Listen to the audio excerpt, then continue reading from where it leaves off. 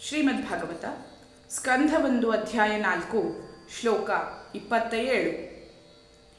ನಾತಿ ಪ್ರಸೀದಹೃದಯಃ ಸರಸ್ವತ್ಯಾಸ್ತಟೇ ಶುಚೌ ವಿತರ್ಕಯನ್ ವಿವಿಕ್ತಸ್ಥ ಇದಂ ಚೋವಾಚ ಧರ್ಮವಿತ್.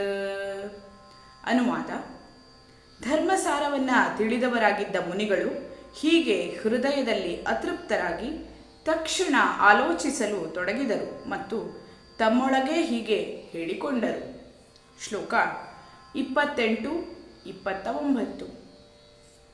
ಧೃತವ್ರತೇನ ಹಿಮಯಾ ಛಂದಾಂಸಿ ಗುರವೋಗ್ನಯಃ ಮಾನಿತಾ ನಿರ್ವ್ಯಲೀಕೇನ ಗೃಹೀತಂ ಚಾನುಶಾಸನಂ ಭಾರತವ್ಯಪದೇಶೇನ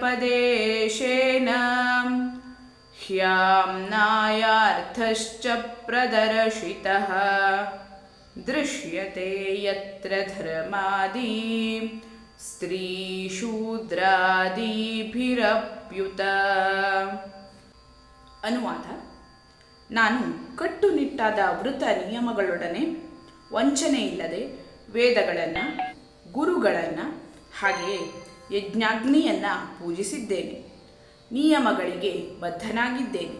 ಸ್ತ್ರೀಯರು, ಶೂದ್ರರು ಹಾಗೂ ಇತರರು ಧರ್ಮ ಮಾರ್ಗ ಕಾಣುವಂತೆ ಮಹಾಭಾರತದ ವಿವರಣೆಯ ಮೂಲಕ ಗುರು ಪರಂಪರೆಯ ಅರ್ಥವನ್ನು ವಿವರಿಸಿದ್ದೇನೆ.